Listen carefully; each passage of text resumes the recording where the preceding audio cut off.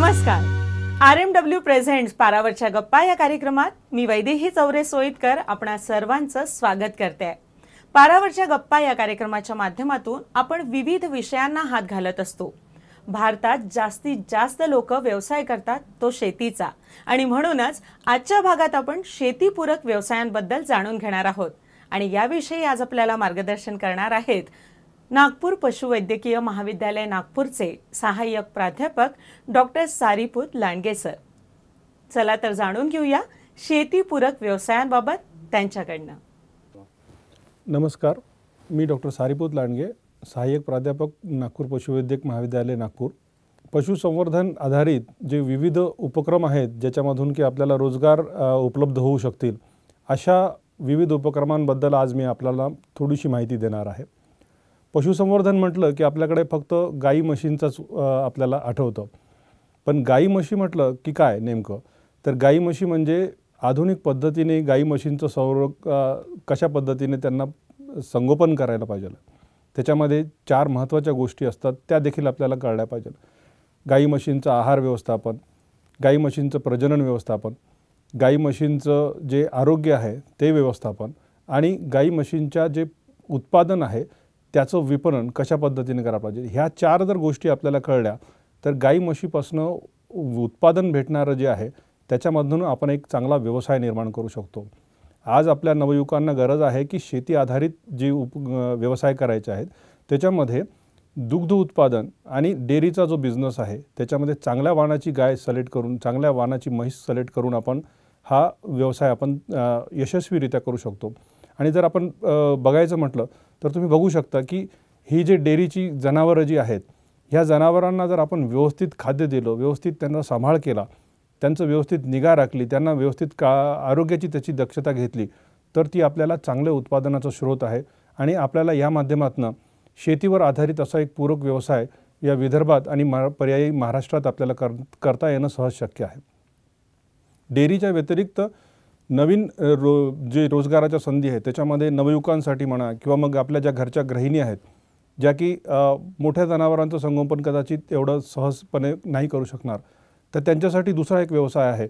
तो म्हणजे आपण आता पहा की जो शेळी व्यवसाय आहे किंवा शेळी पालन आहे, शेळी म्हणा किंवा मेंढी म्हणा.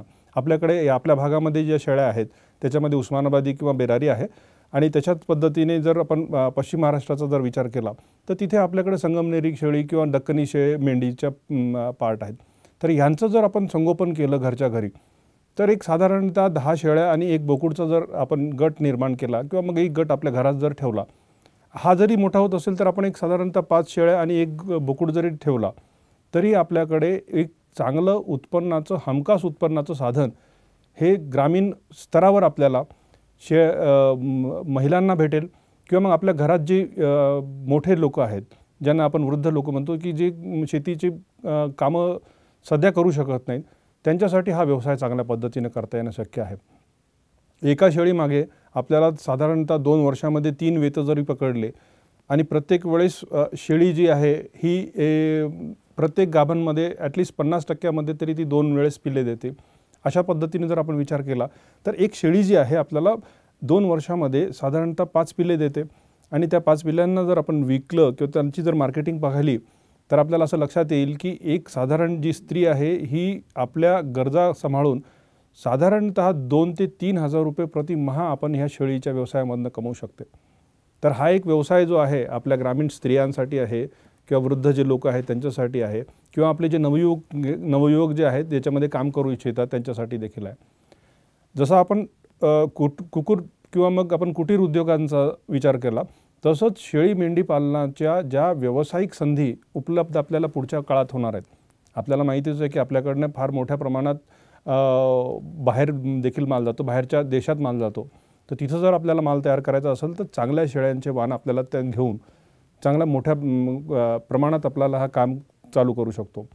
तर शेतीवर आधारित आपल्याला नवयुवकांना जर हा व्यवसाय करायचा असेल तर सायंटिफिक पद्धतीने त्यांना करता येऊ शकतो. म्हणजे त्याच्यामध्ये आपल्याला एक 50 शेळ्या आणि 2 बोकड्यांचा गट किंवा मग त्याच्यापेक्षा मोठ्या शेळ्यांचा जर गट जर आपण तयार केला तर त्यांच्यापासून जी सायंटिफिकली तयार करून उत्पादन होतील ती आपल्याला लोकल बाजारपेठेत तर भेटेल त्याचा भाव, पण आपल्याकडनं जे एक्सपोर्ट पोटेन्शियल आहे विदर्भामध्ये म्हणा किंवा महाराष्ट्रामध्ये म्हणा, त्याच्यामार्फत देखील आपण ह्या आपल्या शेळ्या ज्या आहेत ह्या आपण विकू शकतो आणि अर्थार्जन करू शकतो. आणि हे चांगलं व्यवसायाचं संधी किंवा एक चांगला व्यवसायाचं एक स्रोत आपल्याकडे उपलब्ध आहे. आणि आपल्याकडे विदर्भ किंवा मराठवाडा किंवा बाकीच्या एरियामध्ये जर बघितलं तर शेती जेवढी आहे तेवढ्याच मोठ्या प्रमाणात आपल्याकडे पडीक जमीन देखील आहे. त्याचा उपयोग देखील याचं चराऊ रान म्हणून वापर करू शकतो आणि हा व्यवसाय आपण सहज आरामाने तयार करू शकतो. ह्याच पद्धतीने ज्या आपल्या स्त्रिया आहेत, ग्रामीण स्त्रिया आहेत किंवा मग ज्या पारंपरिक पद्धतीने आपल्याकडे गावागावामध्ये जी पहिलं प्रचलित पद्धत होती की जी परसाकडील कोंबड्या पाळायची, आज ती पद्धत नामशेष होत चाललेली आहे. आणि त्याच्यामुळंच जे घरात रोज येणारा पैसा होता अंड्यांच्या मार्फत किंवा मग कोंबड्या विकून, तो देखील कमी झालेला आहे. तर ते देखील वाढवण्याची गरज आहे.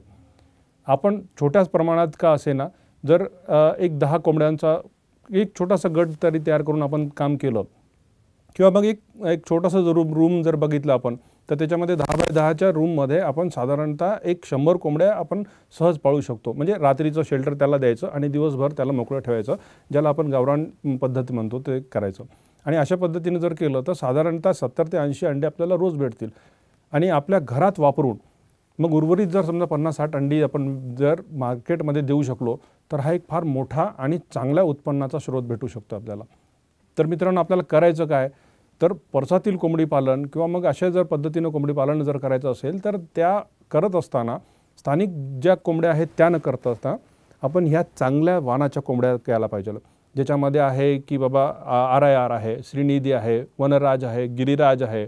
आपल्या इकडले काही तरुण होतकरू विद्यार्थी किंवा मित्र जे आहेत ते याच्यातला दुसरा व्यवसाय देखील करू शकतात. जशी आसिलची कोंबडीची जात आहे त्यांचं देखील पालन पोषण करू शकतात आणि त्यांच्या देखील पुढची पिढी तयार करून त्यांना देखील विकू शकतात. म्हणजे कोंबडी पालनामध्ये ग्रामीण स्तरावर तर आपण छोट्या कोंबड्यांचं पालन करू शकतो, पण मोठ्या प्रमाणात देखील आपण मांसल कोंबडी पालनाचा व्यवसाय देखील सहजरित्या करू शकू. विदर्भात आणि मराठवाड्याचा जर विचार केला तर आपल्याकडे अंड्याची जी आपली मागणी आहे ती आपण पुरवू शकत नाही, त्याच्यामुळे आपण बाहेरून अंडी घेतोय. तर अशा जर पद्धतीने गावोगावी जिथं कोंबडी पालनाचा जर व्यवसाय सुरू झाला तर आपली जी अंड्याची गरज आहे ही ग्रामीण स्तरामध्ये देखील सहजरित्या म्हणजे पूर्ण होऊ शकते. आणि आपण हा व्यवसाय ग्रामीण स्वरोजगारासाठी वापरू शकतो. जे एक गाव एका गावामध्ये ह्या तिन्ही पद्धतीच्या मी जर व्यवसाय चालू केला, म्हणजे डेअरी चालू केली, गोट चालू केला म्हणजे शीप अँड गोट, आणि शेळी मेंढी आणि कुक्कुटपालन, परसातील कुक्कुटपालन म्हणा किंवा व्यावसायिक कुक्कुटपालन म्हणा, तर हे एक चांगलं व्यवसायाचं साधन आपल्याला आपल्या गाव पातळीवर करता येईल. आणि या माध्यमातून आपली जी संकल्पना आहे की ग्राम समृद्धीतून देश विकास, तर ते आपल्याला सहज साध्य करता येणं शक्य आहे. आणि येणाऱ्या काळामध्ये आपल्याला आपल्या शेतीवर आधारित जर काही व्यवसाय करायचे असतील तर पशुसंवर्धनामधील हे व्यवसाय अत्यंत सोपे, साधे आणि सिंपल पद्धतीने करता येणं शक्य आहे. महाराष्ट्र पशु व मत्स्य विज्ञान विद्यापीठाच्या इथे 5 कॉलेजेस आहेत महाराष्ट्रभर. नागपूरमध्ये एक आहे, मुंबईमध्ये एक आहे, परभणीमध्ये एक आहे, लातूर डिस्ट्रिक्टमध्ये उदगीरमध्ये इथं एक आहे आणि अकोल्यामध्ये एक स्नातकोत्तर विद्यालय आहे. त्यांच्या माध्यमातून आपण कुठूनही तांत्रिक मार्गदर्शन जर घेतलं तर त्या मार्गदर्शनाच्या आधारे आपण हे व्यवसाय जर चालू केले तर नक्कीच आपल्याला ग्राम समृद्धीच्या दिशेने वाटचाल करण्यासाठी सोपं होईल.